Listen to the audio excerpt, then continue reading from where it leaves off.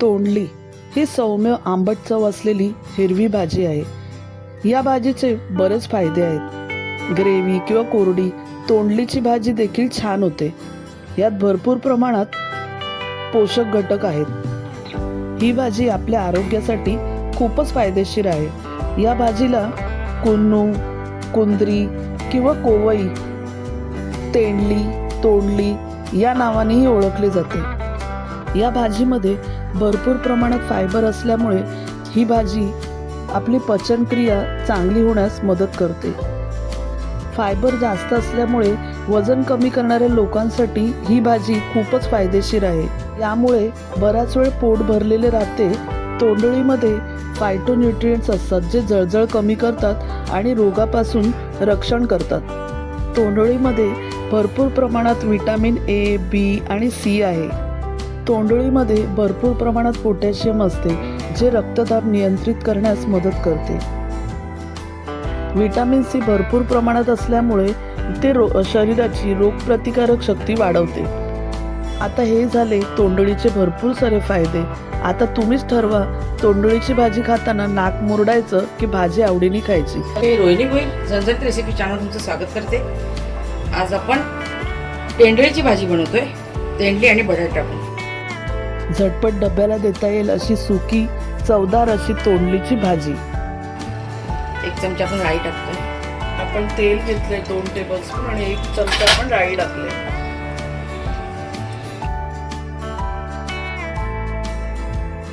खूपच पौष्टिक अशी तोंडलीची भाजी होणार आहे. रक्तातील साखरेचं प्रमाण नियंत्रित करण्यास तोंडलीची भाजी आपल्याला मदत करते.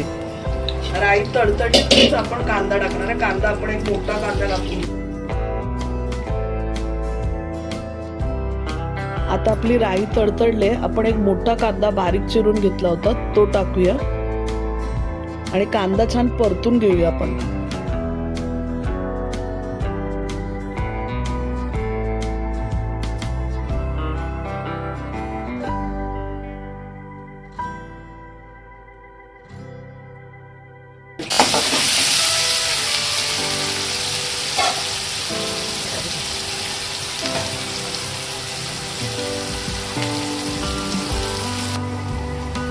पाव चमचा हिंग टाकतोय.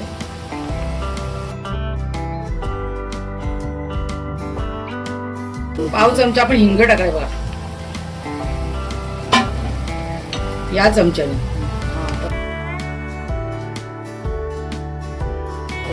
1 चमचा हळद,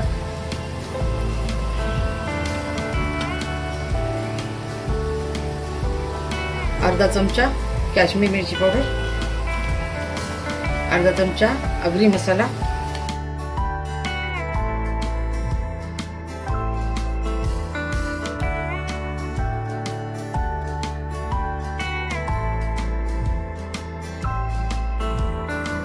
आपण 3 मिरच्या मधून चिरून घेतल्या आणि त्या आपण इथे फोडणीत टाकल्यात.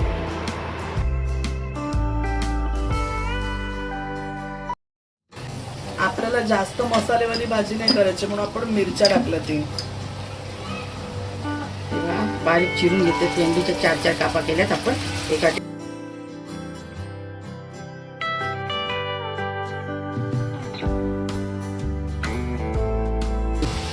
बटाट पण आपण तसंच करून घेतलं.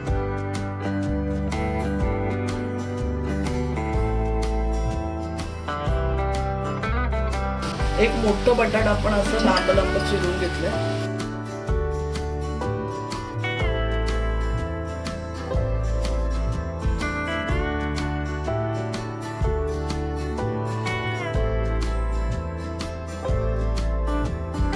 आपण मीठ टाकतोय बघा. मी काय म्हणते हे बघा, आपण मीठ चुकून मी पहिला टाकलंय म्हणून मी जास्त टाकत नाही. 1 टीस्पून टाकून घेतलं आपण.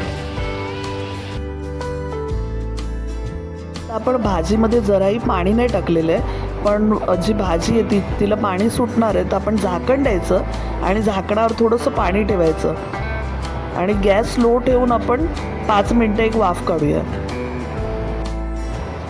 भाजीला 5 मिनटासाठी वाफ काढल्यावर मी परत एकदा भाजीला पाण्याचा हबका मारून घेतला.